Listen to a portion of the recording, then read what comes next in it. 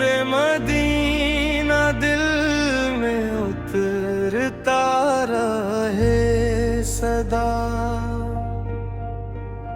ذکر محمد لب پہ سمرتا رہے صدا۔ آپ کی آمد سے جہاں روشن ہوا، ہر دل میں عشق مصطفیٰ کا چراغ جلا۔ یا رسول اللہ ساری آپ ہی امید دل ہے، آپ ہی رمزدہ دلوں کی منزل ہے، جب بھی پکارا آپ ہی کا کرم ملا۔ مایوس دل کو سکون اور حوصلہ ملا،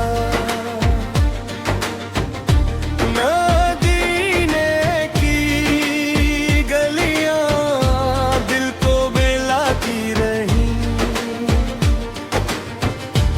رحمت کی ہوائیں روح کو مہکاتی،